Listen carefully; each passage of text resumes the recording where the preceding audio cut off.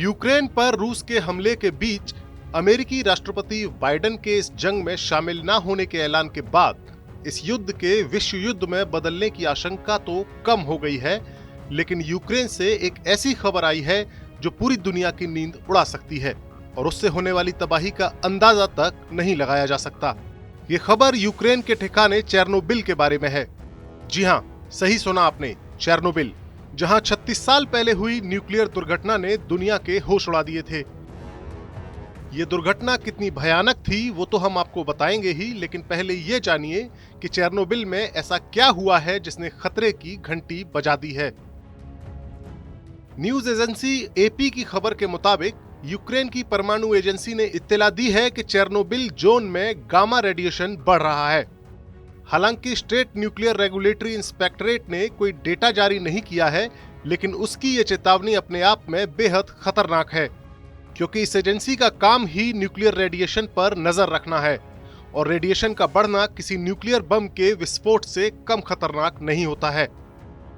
दरअसल यूक्रेन पर हमले के पहले ही दिन रूसी सेना ने चेर्नोबिल के इलाके पर कब्जा कर लिया था और यही वो जोन है जहां सोवियत संघ के जमाने में एक बड़ा न्यूक्लियर प्लांट हुआ करता था, जहां साल 1986 में एक न्यूक्लियर रिएक्टर के खराब हो जाने के बाद रेडिएशन फैलने लगा था।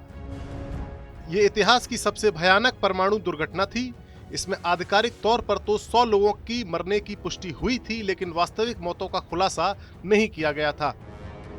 इस दुर्घटना पर बड़ी मुश्किल से काबू पाया गया था और यहां से उठे रेडिएशन के बादल पूरे यूरोप में छा गए थे। इस हादसे के बाद इस पूरे इलाके को वीरान कर दिया गया और इस जोन के रेडिएशन लेवल पर नजर रखी जाने लगी। अब 24 फरवरी को बेलारूस की ओर से हुए रूसी सेना के हमले में सबसे पहला कब्जा चेर्नोबिल पर ही किया गया। इसकी वजह थी जोन का वीरान होना और यहाँ से यूक्रेन की राजधानी कीव महज 130 किलोमीटर की ही दूरी पर है। न्यूक्लियर एजेंसी का कहना है कि इस जोन की धरती पर रूसी सैनिकों की गतिविधियों से रेडियो एक्टिव धूल उड़ने लगी है, जिससे गामा रेडिएशन के लेवल में इजाफा हो गया है। हालांकि रूस की सेना का दावा है कि चेर्नोबिल में रेडिएशन का लेवल सामान्य है, लेकिन इस खबर ने पूरे यूरोप के देशों को चिंता में जरूर डाल दिया है।